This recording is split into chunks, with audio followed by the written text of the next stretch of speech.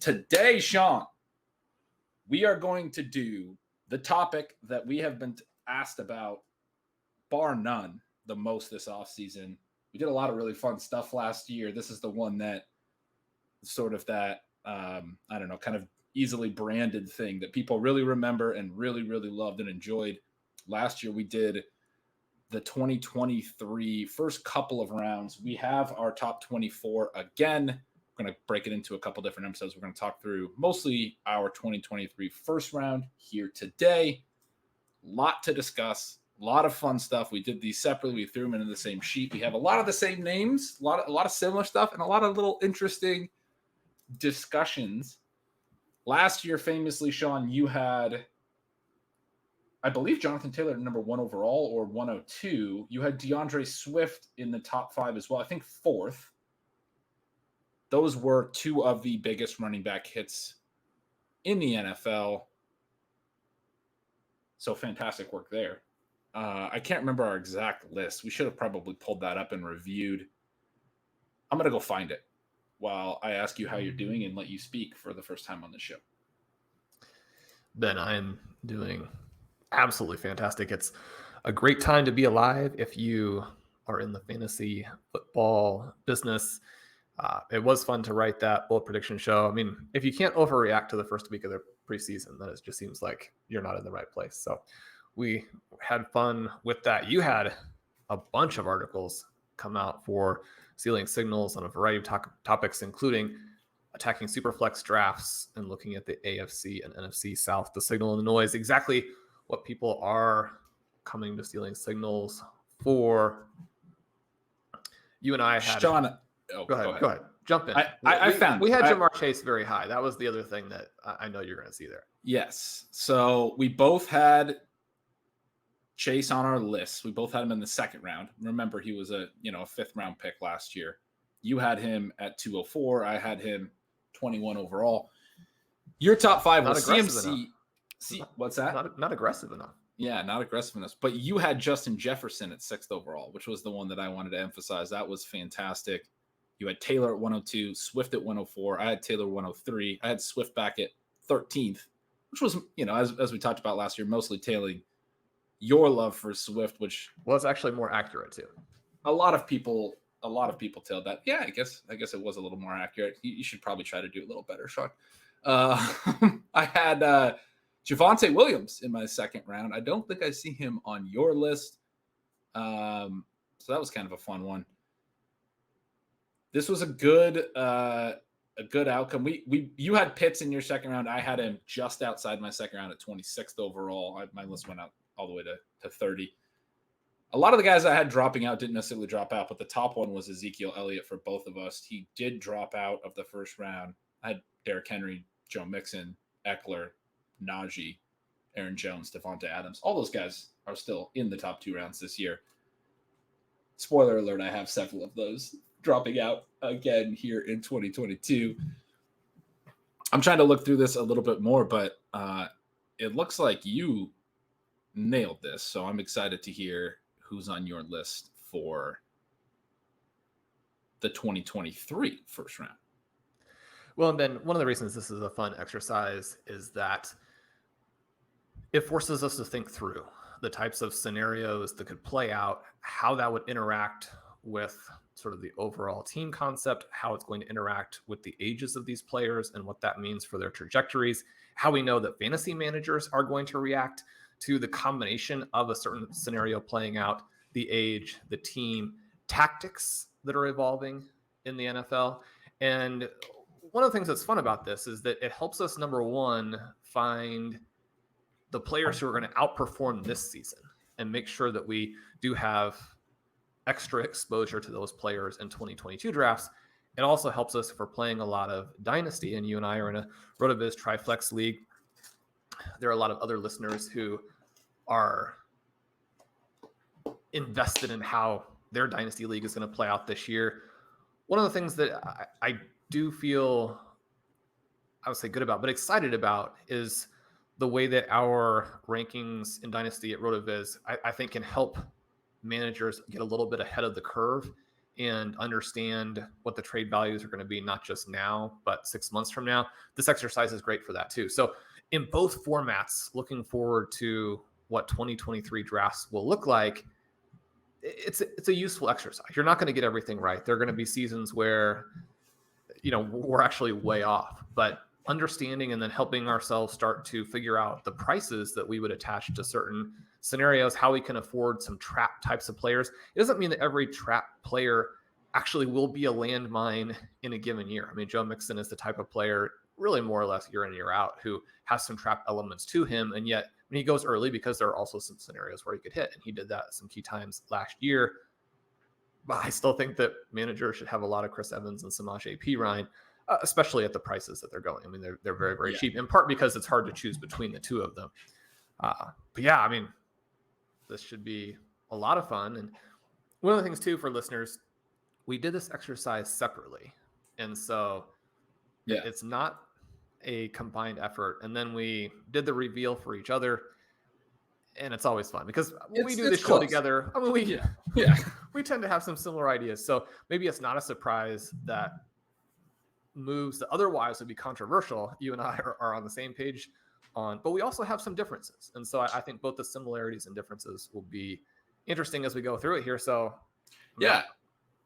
well, I was going to say, and one other element too, this year with the top 5 looking as strong as it does, as like a clear top 5, and particularly the player that people want to take out of that top 5, and we've been very clear that we don't think belongs outside the top 5, is Ja'Marr Chase, being a young player, a young superstar that we were inevitably both going to have still high.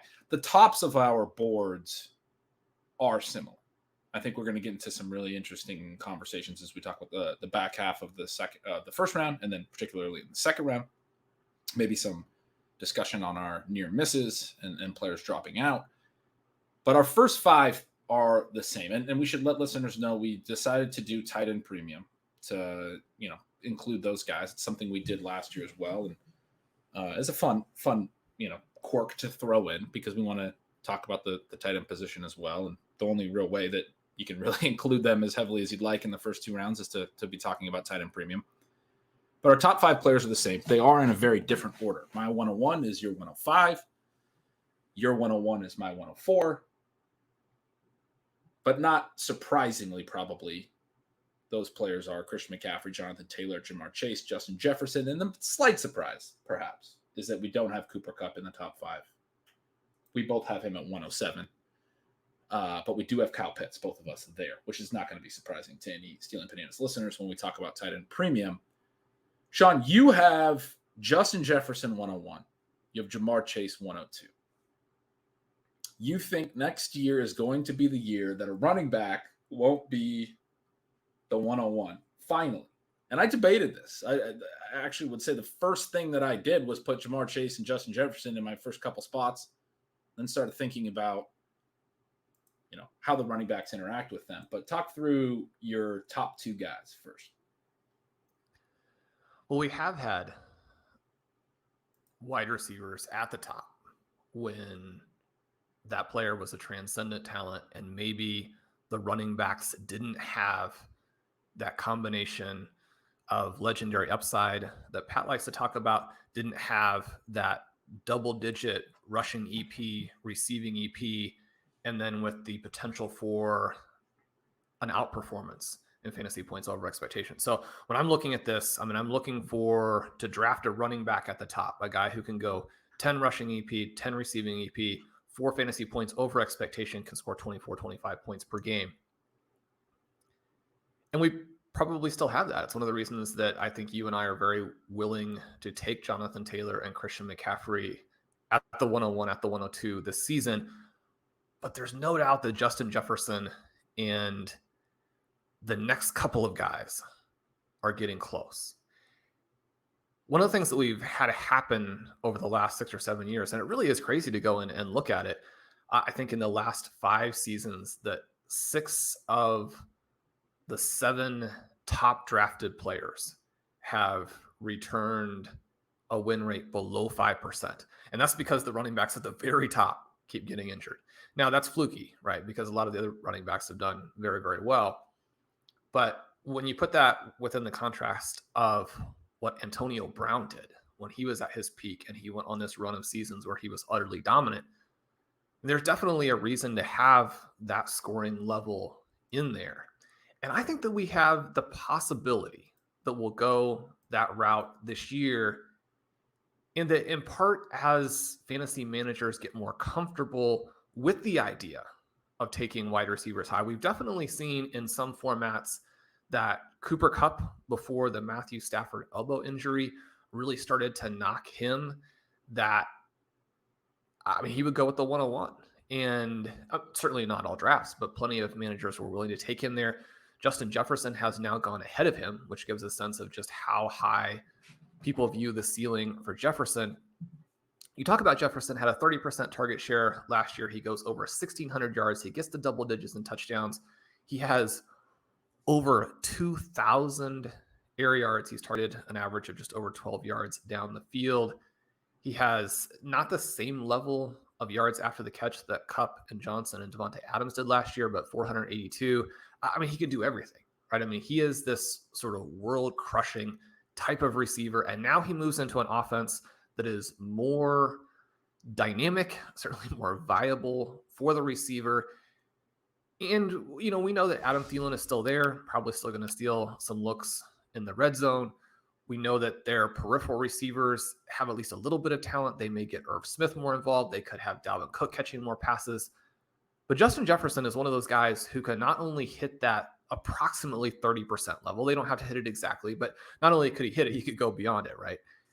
You're going to get target volume at approximately that level, and he's going to still be able to be efficient with that because he's very good before the catch. He's very good after the catch. He's always open, both because of route running and because of those long arms that go up there and make a play on the ball anytime that it's necessary. You look at that and you look at the type of receiving season that he could have, the scoring season, what we saw last year from Kupp, getting out there and actually scoring at what we would consider to be, say, an uber back level. If you can get that from a receiver, fantasy managers are starting to be more comfortable taking that again, like they were with Antonio Brown. And then I would say the flip side is that I don't expect Jonathan Taylor to have a bad season. I've projected him as actually taking the next step as a receiver and being so productive that you could take him ahead of Christian McCaffrey. Obviously, I think McCaffrey is going to maintain a lot of that volume, but there's a lot of risk for both of those guys to get dinged up at times, to have games that are a little bit more off. I think that if McCaffrey doesn't maintain the crazy numbers on both sides of the ball, again, we talk about what kind of profile. Christian McCaffrey has it, which is why many people still have him above Jonathan Taylor after more or less 2 lost seasons. If those numbers drop down to just a more reasonable level, still superstar level, but more reasonable level, especially within the context of how football is played in 2022, if the offense is a little bit more well-rounded. One of the things with Baker Mayfield coming in is I do think you do have more scoring upside for the offense, which does have the potential to boost him even to another scoring level. At the same time, I think you're going to see more DJ Moore. You're going to see more Robbie Anderson. You're going to see them try and take a little bit of off McCaffrey just to protect him. Also, even when you kind of fade the injury concerns from the last couple of years, just because McCaffrey's going to touch the ball a ton, his chance to miss a game or two and to play maybe hurt for a game or two and have that again in people's minds, I think once you have even more distance from the massive season and you have a more normal season, then I don't think that as many fantasy managers will be willing to elevate him clear cut to that top spot. For me, it is a sort of a group of 4 here, but I do like putting the 2 wide receivers at the top, and I do have Jamar Chase number 2. Yeah, that was a really good breakdown. Those are, you hit on the key points that I now need to defend, because I have, you start Jefferson, Chase, Taylor, Pitts, and then you have McCaffrey 105. I go McCaffrey, Taylor, Chase, Jefferson, Pitts. I do think the concerns with Taylor are somewhat valid, but a little overstated. And you talked about him very well. You have him at 103 as your RB1. I have him as my RB2 at 102. I do think he's going to have a good enough season that the drafters are going to take him in the top 2. But talking through McCaffrey being the 101 again, is the stance that I have to defend there. And then also Chase over Jefferson, who I have at 103 and 104. I just said that I didn't have Jefferson in my top 2 rounds, I think, at the top last year. And then I noticed that I did actually have him 19. So I got to give myself a little credit for that. I didn't have him 6 like you. You were right on top of that, but I didn't have Jefferson completely out of the first 2 rounds. I do really like Justin Jefferson. I think right now, as we sit and look at it, drafters are very convinced that the Vikings offense is going to be better for Jefferson than it was last year. And Jefferson is an incredible talent. I wrote a lot about it in Stealing Signals last year, starting from week 1 when I believe it was week 1 when he had a clear touchdown called down at the 1 and then reviewed, and then it stood, even though I think it was a clear touchdown, and Dalvin Cook ended up punching it in. Over the first 5 or so weeks, I think he had, including that one, 3 probably very near missed touchdowns. I know there was at least one where he was wide open and Kirk Cousins just missed him. There are elements to a season last year that could have been even better, is the point that I'm making. So if the offense is at all better for him, on top of the fact that he was already incredibly good last year and probably didn't even hit his highest end possible outcome in terms of some of these things not breaking perfectly well, you can see the Justin Jefferson eruption. I do believe right now drafters are baking that in so much. I mean, like you said, he has now flipped Kupp due to the elbow injury for Matthew Stafford mostly, but Stafford's still throwing in camp, right? That elbow injury is a concern. It's a concern, I think, that their play calling could skew more run heavy, but I also don't know that it kills Kupp, as we just talk about 2022 for a second, because a lot of what Kupp does is the shorter area targets. It's the runouts. It's stuff that teams couldn't stop anyway. You probably need Stafford being able to hit you over the top with deep balls, like he did at times last year with Van Jefferson, with Odell Beckham, to help open some of that up. But I guess I'm not super, super concerned about Kupp. I do think that we're getting a little ahead of ourselves in projecting the next step for Jefferson. As much as I love him, as much as we took him, I had us take him at 104 in back-to-back drafts just a couple of weeks ago. The Chase element that's interesting is he's getting knocked because he has a really good teammate in T. Higgins. He's getting more of the sort of projection-based concerns. Where can his targets be? We talked through this a little bit when we talked through my projections on a recent show. Even I'm not projecting him for as many targets as I think he probably should project for, as we talked through. And yet, what I think actually happens with the Bengals this year is we see them throw more.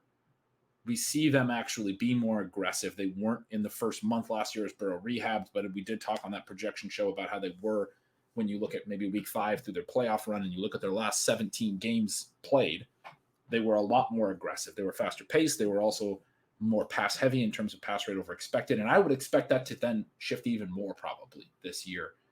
Or I'm sort of saying that in this ranking to the degree that I think Chase's and Jefferson's offenses are not that different. Obviously Jefferson, more of the clear number 1 if you look at things that way. But Chase is such a good talent. I think he puts up another monster season. Maybe Jefferson's finishes slightly ahead of them. I think they're both going to be incredible, but I think it's going to be in a way that Chase is going to look like he has even more room to grow.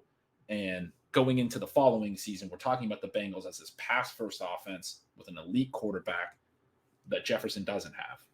And, Jamar Chase being this world-beating talent such that I decided to not, nod him just a little bit ahead of Jefferson. Both of them ahead of Pitts, who we'll talk about in a sec, but we're both obviously expecting really big things to have him in the top 5 in a tight end premium. And I do have him jumping way up, and I don't have him ahead of either Chase or Jefferson because I think Chase and Jefferson are both going to be that good. The McCaffrey 101 thing, it is interesting. Everything you said is interesting, but you talked about them scaling him back. In his 5 games that he started and didn't leave early to injury, because he played 7 last year, he averaged a 71% snap share, way down from his big season. He was 100% snap guy on multiple weeks throughout the year. His average snap share almost certainly over 90%. I don't have the number in front of me, but we're talking about low 70s. He still hit 24 PPR points in 4 of those 5 games, and he only scored 2 touchdowns in those 5 games, which is very small sample, touchdowns being fluky. 0.4 touchdowns per game would have been his lowest rate of any season of his career, even going back to his rookie year. you would expect more touchdowns per game out of him. I'm essentially saying that Christian McCaffrey is indeed Marshall Faulk. He's not going to have that more normal season that you described. For whatever time he is healthy, he's going to continue to show us that 25-point almost median outcome. Baker Mayfield was really good for Kareem Hunt's receiving, right? Even as Hunt would split out wide and do some things.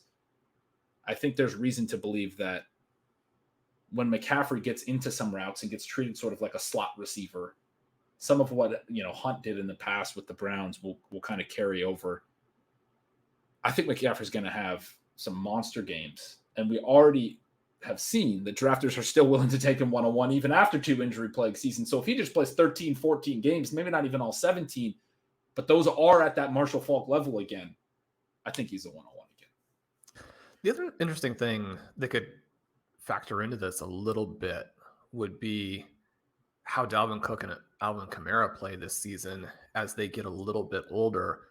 Because if we can have some backs of recent vintage, as opposed to these massive seasons that we used to get from Marshall Faulk and LaDainian Tomlinson and Priest Holmes, if we can get some of the recent guys to have a big season, not like in their 30s, but mid to late 20s, then I think that will make drafters much more comfortable taking McCaffrey as he moves into that age level as well, because we know that it's a great point because I did look up his age just one more time while doing this. He turned 26 in July. He'll have turned 27 last year. I believe Cook and Kamara are both 27 right now, or turning it soon. So it's a great point.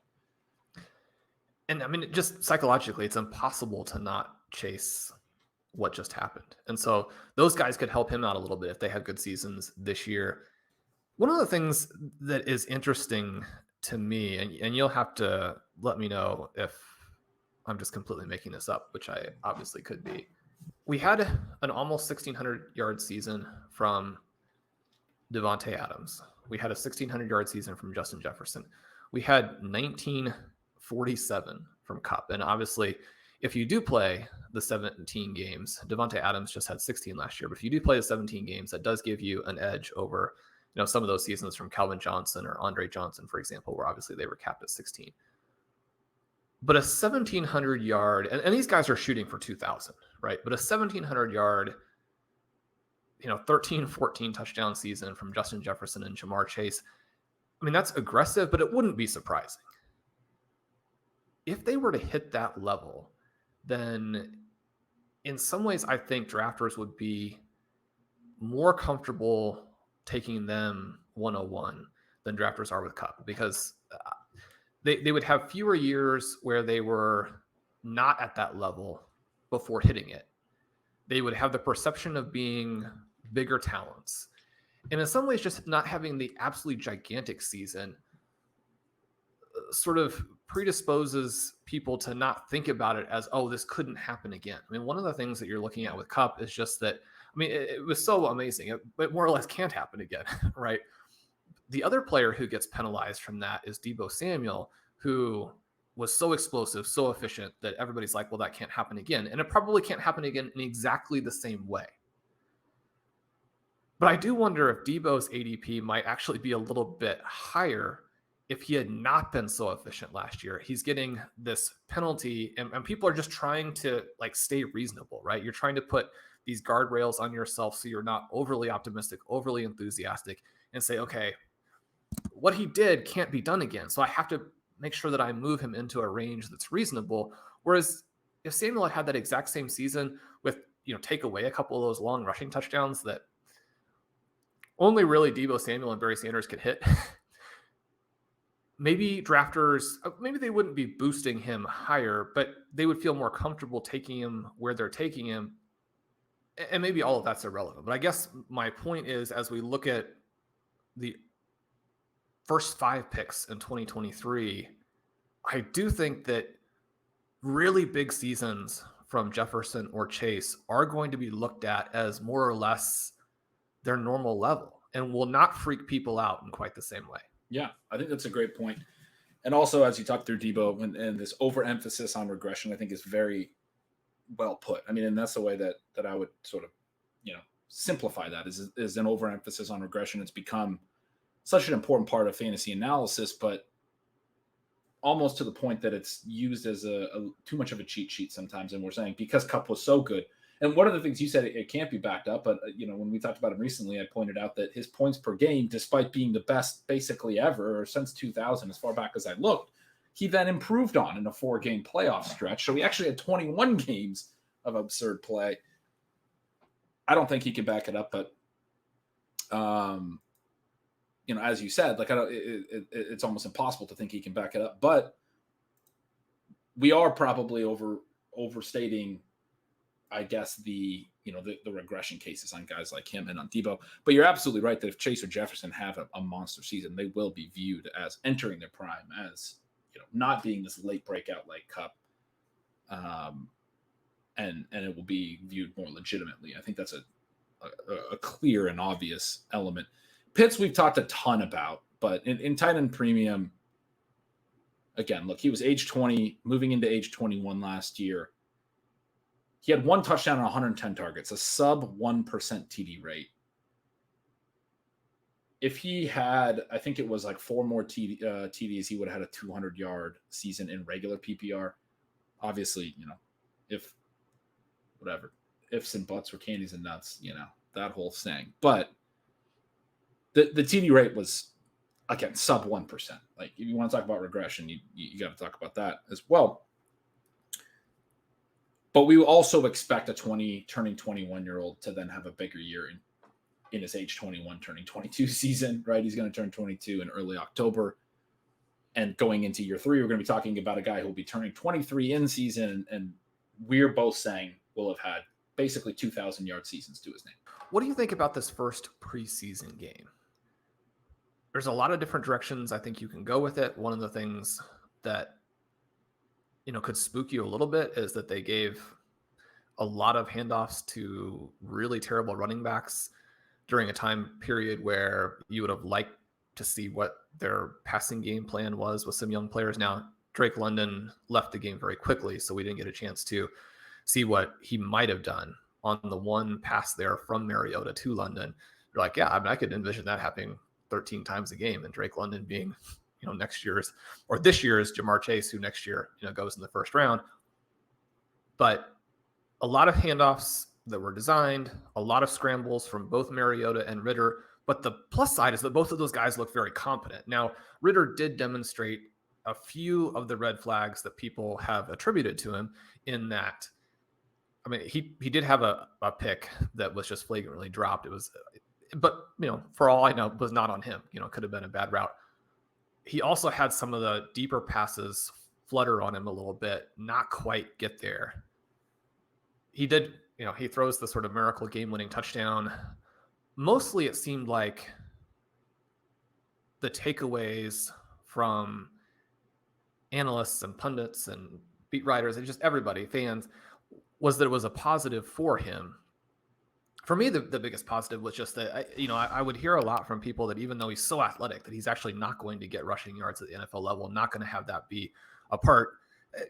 It's just one little preseason game. He did look like somebody who can extend drives and get those rushing yards. So from that perspective, it's good for him if he ends up being a starter. Might, again, not be great for the receivers.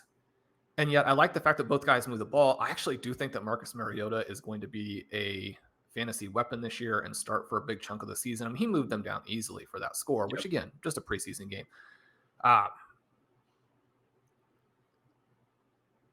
If the offense functions, then I think that for Pitts and for London, you got to be mildly enthusiastic, even if the pass volume overall isn't great. It's just going to be those two guys. And in reading through, obviously you search for different things and you run across all these fun articles. This is such a great time of the year. But, one of the things you'll run across is, who's having the best camp on every team. And, if it's not actually people covering the team, then that is just people making stuff up, which is also fun. But if you're getting the beat writers' reports on what's happening and they're saying that Kyle Pitts looks transcendent, then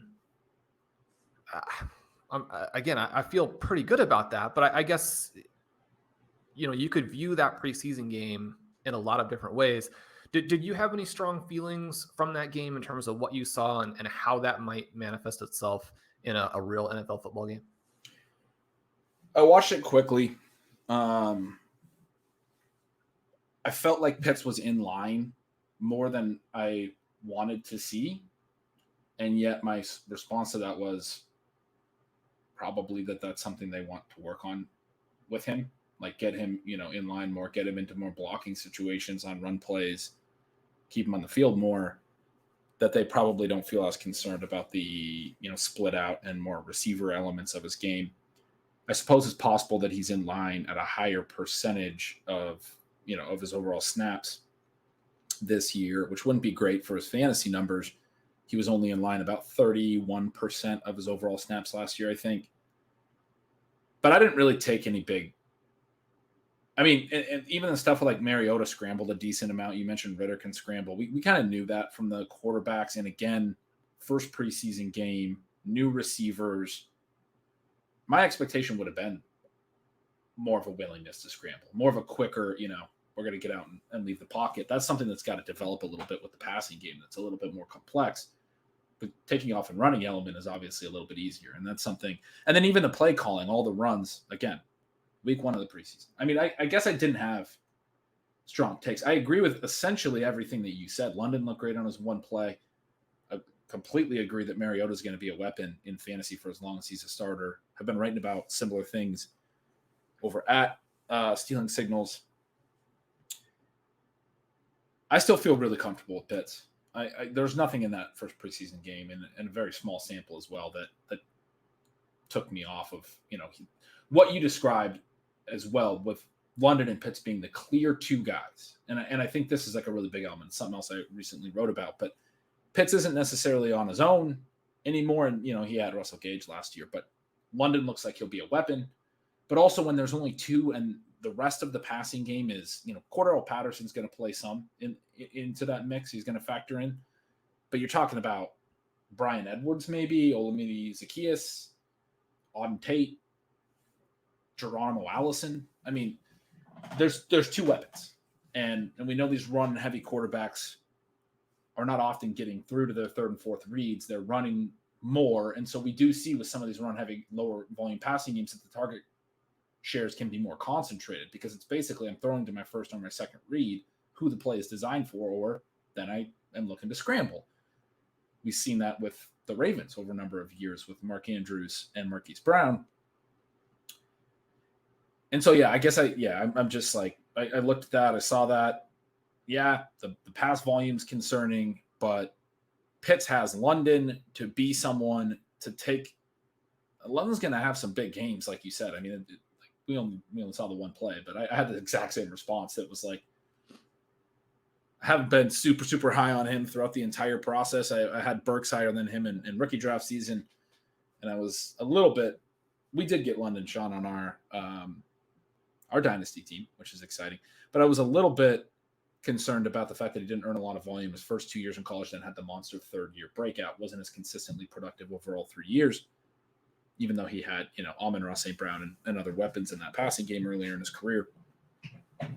He got wide open really quickly and really easily, and it was only one play, but I was like, yeah, that looks a lot like what you saw in the third-year tape, that he's sort of a Michael Thomas, plus. Not plus in the sense that he's going to catch 150 passes, but, people think of Michael Thomas as not being somebody who is limited for some reason, which he's probably unfairly discussed that way. Well, the word that I keep thinking of, and I put it in the article a couple times, but really jumped out to me from, I think, his teammates answering questions about him was that, he's a shiftier Mike Evans. And, you're going to be friendly about your teammates and enthusiastic. And when we talk about how 75% of the players in the NFL right now are having the best camp in the league. But, I mean, you watch Drake London and he does look like Mike Evans, except able to cut laterally, which you're not going to end up with. I mean, it's such a long shot that he would end up with the career that Mike Evans has, even with how good he is and where he was drafted and all of that. And yet, if somebody's going to do it, it would be somebody with that kind of profile. And it could happen right off the bat. And if it does, and to the extent that it does, even a couple of weeks, the longer-winded way, or what I'm getting to here is, I think that's great for Pitts, right? Because now suddenly Pitts isn't the only freak in the passing game. He's not the only one that defensive coordinators are saying that's the guy we got to stop. We can let Russell Gage go run around. They're saying, well, now we have a Mike Evans type receiver to worry about as well.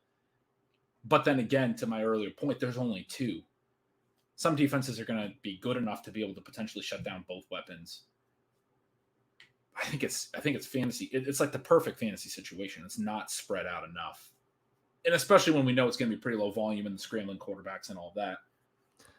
And so then the thing we have, and so then the thing we have here structurally is just that the advantage that a high volume tight end gives you. Connor O'Driscoll's had some amazing work on that. RotoViz recently. It probably is still enthusiastic, Ben, but I think to myself, if you had Travis Kelce type of production from a 22, 23-year-old when you're looking at 2023, and when we're looking at 2023, so I have Kyle Pitts above one spot ahead of Christian McCaffrey. That has a ton of potential to look super silly at this time next year. It also is something that doesn't necessarily tell you that you have to go out and draft him in every league this year, but obviously, part of it, he's going to go that early. You would expect him to at least have a fast finish. As I'm thinking about 2023, I'm thinking, okay, either Mariota rehabs his career and the questions we have about the QB position aren't there in 2023, or Ritter comes in either, a month in, at the end, what have you, and sets the world on fire. And again, we're not that worried about it. Or the Falcons add a rookie in next year's draft. Now, maybe that introduces a little bit of uncertainty that you don't want, number one, a rookie, and number two, if the Falcons are actually decent, they might not be in position to get one of the actual superstars, and then you're kind of back into this situation of, how good it could be. But I do think there are a lot of pathways as well to where fantasy drafters are not as concerned about the quarterbacks going into 2023 as they are right now. If we didn't have concern about the quarterbacks in Atlanta, I think that Pitts would be a clear-cut first-round pick just today. Yeah. And the offense, the quarterbacks, the offense, all of that. All right, that's enough talk about the top 5. At 6, and really through the rest of the first round, it's pretty interesting because there's running backs you would expect to see here. I had a hard time arranging them. We have more or less the same names, but we went different ways with it a little bit. We both have Cooper Kupp at 7. I don't know about you, but for me, it was like, yeah, he's going to be a year older. He probably has to have some regression this year, but he's still going to be really, really good. And so where does he wind up? He winds up at like 7. I don't know that we need to talk a ton about that. But at 6, I agree. But it is kind of the thing where I don't think that he's going to have the fall that Diggs had. But this is kind of the Diggs spot, right? Yeah. Once you don't quite match what you did. And with Kupp, even though I think he's going to be better than Diggs, I think that the enthusiasm propping him up with Matthew Stafford as the QB will not be the same as the enthusiasm for Diggs, who's really propped up by Josh Allen. Now, that's not to say that Diggs isn't awesome, and we love Diggs, but Kupp is going to fall a little bit because he doesn't have that Josh Allen bump, unless he scores 25 points a game again, in which case they'll be right there at the top. Right. So maybe a little bit of a hedge there on us if you want to knock us a little bit. But Javonte Williams was my pick for the 106. DeAndre Swift was your pick. I had DeAndre Swift at 110. You had Javonte Williams at 109. Swift is maybe not as surprising because he is going at the 1-2 turn. Javonte Williams going later in the second. There's a lot of people that are saying everyone's overreacting taking Javonte Williams in the late second. It seems that Swift has a lot more optimism. Among the other running backs, I guess, considered, because we should probably talk about these guys in a group, you have Breece Hall at 108. I have him at 109, right after Kupp for you, and right before Javonte Williams. In between Kupp and Hall for me was Saquon Barkley at 108. You have Barkley back at 112. And then you also have Travis Etienne at 110. He's an early second rounder on my list, but we more or less agree that these are the next 1, 2, 3, 4, 5 running backs that we would see outside of the top 5, but through to at least the, early second round. In my case with Etienne, for you, it's through the rest of the first round. What were you thinking about as you compared sort of this exercise for me really emphasized that Swift, Hall, Javonte Williams, Etienne, not Barkley as much, but those guys are young running backs, great profiles. and are kind of the ones like Taylor and DeAndre Swift from last year that we were talking, you had in the top 5 that we're talking about. These could be the running backs that have the big season this year that then propels them forward in ADP for next year. What were you thinking about in terms of landing on Swift at 106, Hall at 108, Javonte at 109, ETN at 110, Saquon you have back at 112? Well, and the first thing we should probably note, too, is that we're not looking at 2023 rookies in this group. And there is a real chance that we could see a rookie running back in the first round next season. I think there are a variety of things that are interesting here. Even though I have 3 non-running backs in the first 4 picks, I do have 7 running backs in the first round. And I think that next year could have this dynamic that really tracks what Pete was saying on last week's ship chasing. We're looking at, okay, how do you approach some of these later slots? And in the past, it was always don't chase running back points. But in 2023, I could very easily see it being don't chase Justin Jefferson, Jamar Chase, and Kyle Pitts, or basically the receivers, because you're just going to be so far behind if you select a receiver in that range. The flip side of it, too, is that I don't think the second round is going to be as strong at running back. I think the guys you really want are going to be elevated into the first round. And I think that whereas this year, a lot of the guys you still have to go for, and I think it doesn't make sense. I'm not saying drafters are way off on this or anything, but a lot of the guys you have to go for are older backs. I think that in 2023, this new wave fully gets ushered in. And so I thought it was interesting the way that you put it in context there with Williams versus Swift, because I could easily see it in the opposite direction, where even though I have Swift higher, where the Lions have so much competition for some of those receiving touches in 2023 that maybe Swift's ceiling as a receiver, I mean, the floor is awesome. And I do think the upside is immense, but when we're pricing all of the different scenarios, maybe there aren't quite as many where he emerges as an Austin Eckler type of player, simply because they're going to have just such great receivers, I think. The other thing is that Javonte Williams has the profile that drafters really like. And if you are his size and you come back with the broken tackle numbers and the evasion numbers anywhere close to what he put up last season, then he starts to fall into that range where you tend to be overdrafted. Either way, within the context of this Denver Broncos offense, the potential to score and score in a big way is there. 2023, we get back to where, the Melvin Gordon fear, I think, is going to be minimal. And even the other day, Melvin Gordon was saying, I mean, look, the Broncos want this guy to be the guy, and reasonably so. So, it may be odd that I'm making the case for your guy instead of mine, but both of these guys are going to be up there. You're just saying that I was right. I mean, that's, I'll take that. I'll take the win that you're confessing as we go through that you wish you had Javonte Williams higher. Look, I mean, somebody's got to be right, Sean. Somebody's got to be wrong on this one. Very clearly, you've made it obvious that this one was me. No, I'm just kidding. But one of the things you said early on there, I think, is really interesting about this exercise for both of us, which is that I have 3 running backs in my whole second round. You have 2. We both only had 2 on our top 5, the same 2. We both had a bunch through the rest of the first round. I had 1 fewer than you. I think you said you had 7 total, so you had 5 in those later spots. I had 4. And then I had 3 in the next round. You had 2. We don't have the exact same running backs in the second round, so that'll be an interesting thing to talk through in the next show. But that dynamic you described is something that you see in both of our lists. And again, they're going to be similar because we think similarly, but it is interesting to consider that from the 203 on, you and I don't have a whole lot of running backs in the second round. And most of my near misses were also receivers. I think running back is in this position where you look at the age of the Dalvin Cooks and the Camaras that you mentioned, the Derrick Henrys, who's, even a little bit older. I think he's 28 right now, right? Eckler is up there in age. Joe Mixon, I don't think quite as old, but is getting up there. I don't think people realize Aaron Jones is 28 necessarily, or that's something I've been hearing a little more of, and perhaps is becoming more of a talking point around Jones. But I think there's this interesting dynamic at running back, these first 2-round running backs here in 2022, where a lot of them are up there.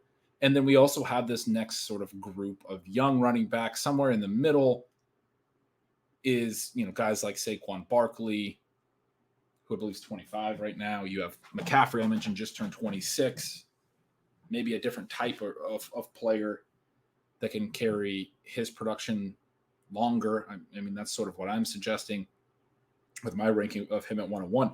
But we are talking about a world in 2023, and probably we're going to miss on at least one of these, Kamara, Aaron Jones, Mixon, whoever. One of them is going to have a good year. But probably we're talking about a world in 2023 where, like you said, even in talking about the incoming rookies, I mean, we're talking about which young players break out and then take these spots, right? And maybe what rookies are coming in and taking these spots, because there's this little bit of a gap between maybe there not being as many, 24-year-old stud running backs. And I don't know if that's even necessarily accurate. I don't know if 24 is the right number, but we have several that are on the other side of 25 that are still being drafted in the top 2 rounds, I think is the main key. And so there could be a lot of shakeup. Maybe not necessarily before 2023. Like I said, we could be a little wrong here, but certainly by 2024, by 2025, it's going to be very different at running back. There's always a lot of turnover at running back, but that is something that we're predicting here as sort of a broader theme. And the way to attack that in 2022 is pretty interesting, because we're talking about essentially fading a lot of the top 2-round running backs and looking at Javonte Williams in the late second, looking at Breece Hall and Travis Etienne as 3rd or 4th round picks. And then you have Hall at the 109 here. I thought that was interesting. I thought I might have a bigger gap between our rankings.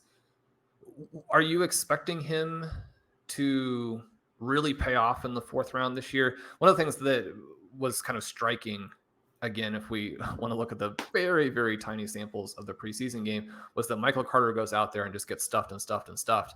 And we know he's good. And so you do start to feel like there are so many things working against this Jets rushing attack.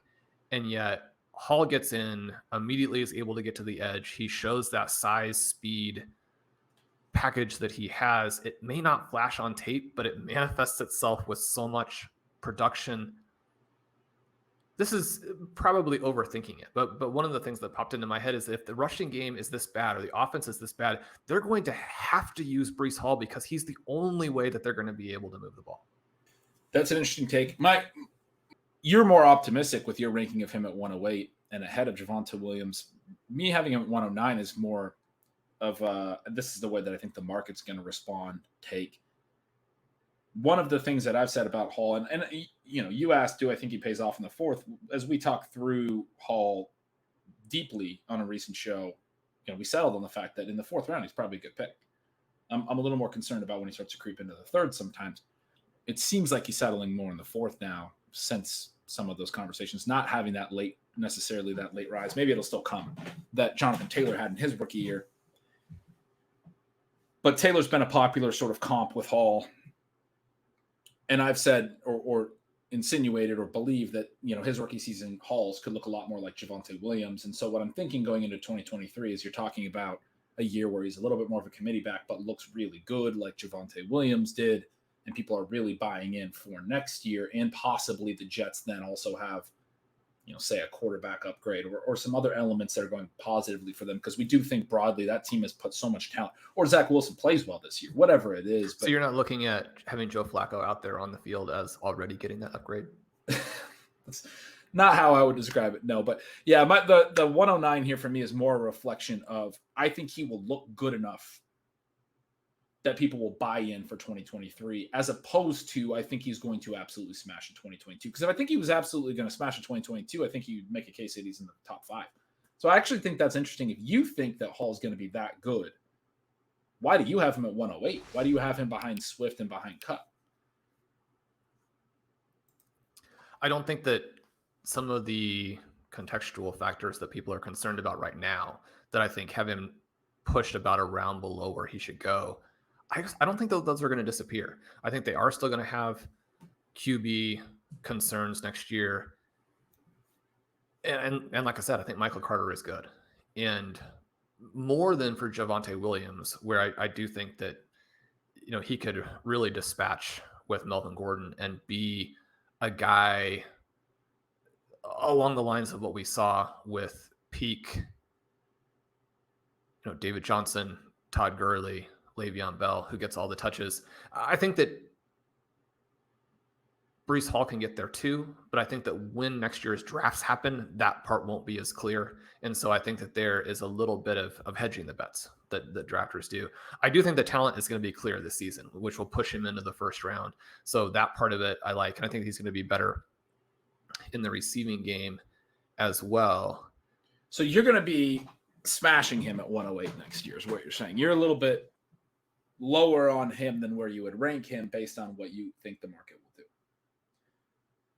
You've heard it here first. Sean has Breece Hall as a top 5 2023 pick, thinks the market's going to have him 8th, is going to draft him on every team. Fast forward 12 months from now, that will be 100% accurate. I love that. Again, Javonte is the one that I haven't really commented on yet, but having at 106. But when I think the day or the day after Melvin Gordon signed, I wrote over at Stealing Signals that I think he's going to be the best anti-fragile pick, or one of my favorite anti-fragile picks of the year. That the new coaching staff and the willingness to let Melvin Gordon test the market and look for a multi-year deal that never materialized, and then basically, saying, hey, look, we can bring Melvin Gordon back on a relatively cheap veteran deal, 1-year deal, the week of the draft. That to me was like, okay, well, they probably went back to Gordon and said, hey, if you don't sign this week, we're going to draft his backup because we got to draft somebody. I mean, we're not going to just sit around and wait forever. And Gordon, to me, the timing of that signing was Gordon capitulating, because why wouldn't he wait until after the draft to see who didn't get their running back target? And maybe that 2-year deal does develop. It seems to me like they were very comfortable letting him walk. They didn't make a priority to bring Gordon back. It's very similar in my mind to year 2 of Christian McCaffrey, frankly, where they let Jonathan Stewart walk. And then late in May, I think even after the draft, they brought in C.J. Anderson, and drafters were drafting C.J. Anderson in the 9th round, saying he's going to have the Jonathan Stewart role. In this case, they brought back the same player that was in the 50-50 split last year of Melvin Gordon, but drafters are doing the same thing. They're saying he's going to be in the Melvin Gordon role again in 2022, despite the fact that we have a whole new coaching staff, and the team pretty much told us they were comfortable with Gordon leaving. If he found a better deal, he would have been gone. I mean, they waited until the end of April, more than a month into free agency, to bring back Melvin. And now Melvin's telling us they want Javonte to be the guy here in the preseason. I don't think Melvin Gordon is like a horrible pick, even in his own right, where he's going. He's going to have some early standalone value. There's contingency upside if Javonte gets hurt. But the way that drafters are approaching Javonte is, I believe, very similar to what I described the day of the day after the Melvin Gordon signing, which was that people were going to talk all summer about the 2021 splits and not recognize that the most likely scenario for 2022, based on everything we know with the coaching change and the way that they acted in free agency, is different than 2021. We should not expect 2021 to be the same. That would be a bad outcome for Javonte based on what we know, in my opinion. And then everything that can happen from there in terms of it being an anti-fragile pick or any type of miss that the market might be having, I think favors Javonte. He's the younger player. Melvin's a year older. He was very good last year. I will acknowledge that, but he's now 29. He could be worse.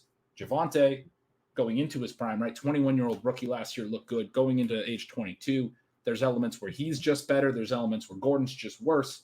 Any of these elements are probably the offense is better. They're all favorable to Javonte. So I think everything is sort of moving in a positive direction for him to have a ceiling season. And if he just has a year like 2021, I'm going to think that's a pretty big disappointment, kind of like a 25th percentile outcome for him.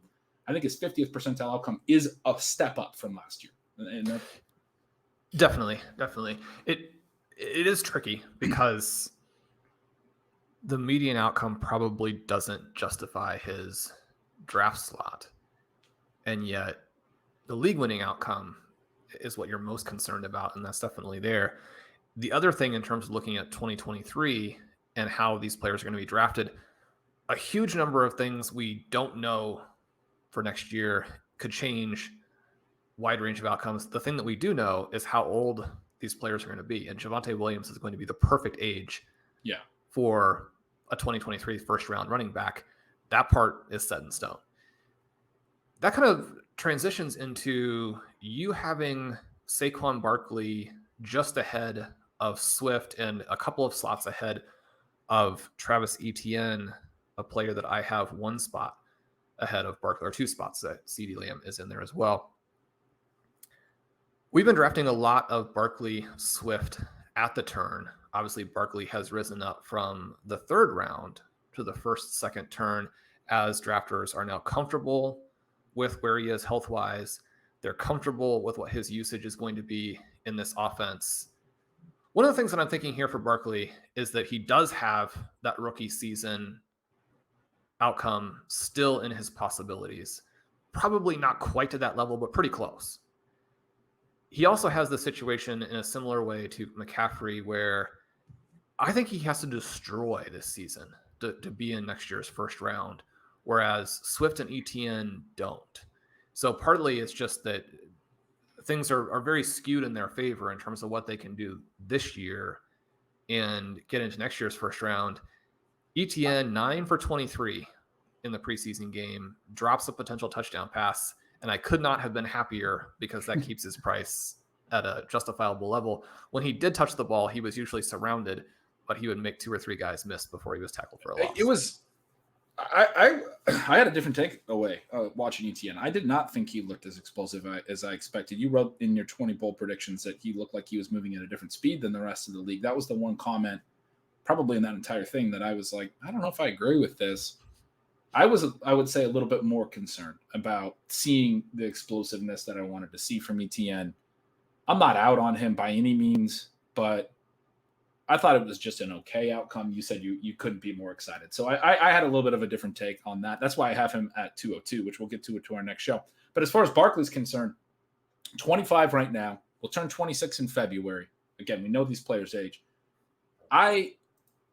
Another thing I would say I disagree with is this idea that he has to absolutely smash to be in the first round. I think there's a lot of buy-in on Saquon Barkley as a talent. I think if he's back and he plays a healthy year and he looks like Saquon Barkley and this offense looks good under Brian Daboll, at 26 next year, it'll be a lot like the very comfortable buy-in we're seeing from a lot of the 27-year-old running backs that I just listed a little bit ago. The Kamaras and the Dalvin Cooks, right? I actually don't think that people will necessarily jump onto the youth of a Swift or a Javonte if Barkley straight up outscores them this year. I think people will be on Barkley instead because he has such a pedigree of athleticism, of draft capital, and has that monster rookie season. We need to see him play a fully healthy year and be good, and the offense to look more positive going into 2023. But I don't think age is going to be a factor. I think in Dynasty, you're right, that he has to smash to then be a first-round pick. But for redraft next year, I just think he needs to be better than those guys. I don't think he needs to be way better than them for drafters to buy in. So that was my thought process there. Just he's not, he'll be 26 next year, not 28. Yeah, and it'll be interesting because I do think that it's going to rely in a weird way on how Dalvin Cook and Alvin Kamara perform as well. I've got a lot of enthusiasm for Barkley. I think that, I wouldn't be selecting him with the 1-2 turn so often if I didn't think that potential for the big season was there.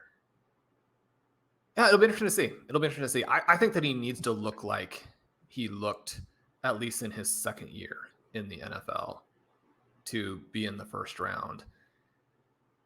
Merely being back to competent with that just historic rookie season being so far back at that point. I mean, every year we get another year removed from when that happened.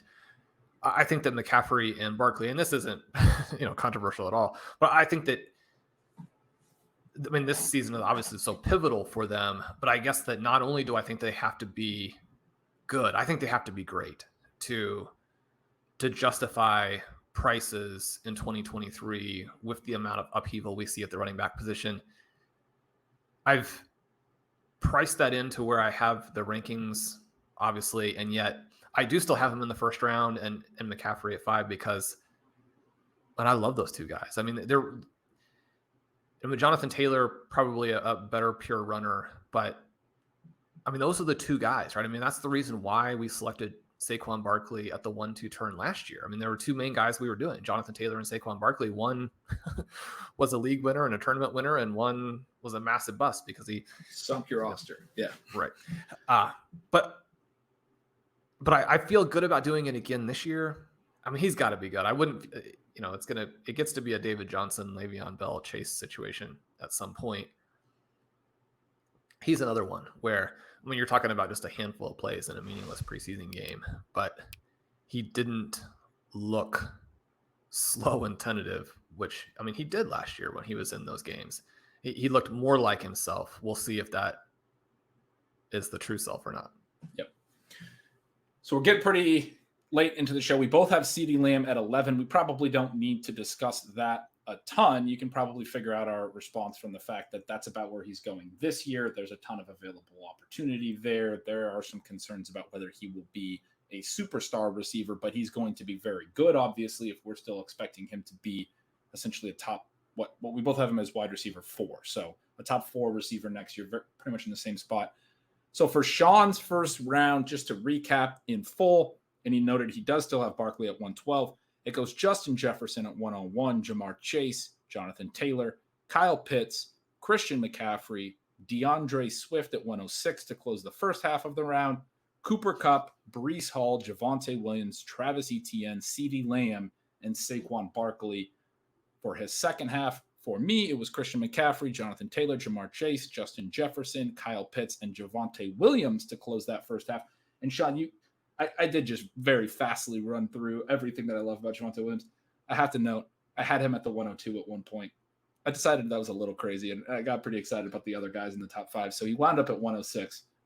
But I'm excited about Javonte Williams being the big gainer. The back half of my first round, Cooper Kupp, Saquon Barkley, they're at 108, a little bit higher than you. Breece Hall at 109, DeAndre Swift, CeeDee Lamb, and then a guy we'll talk about more on the second show, my 112, A.J. Brown. We'll find out how far Sean pushed him down. He told me before the show he was thinking about leaving him completely out of the second round just to troll me, but he couldn't quite do that. I have Brown rising all the way to the 112 again. We'll talk about him on the second part of our reveal of the first 2 rounds of 2023 redraft leagues.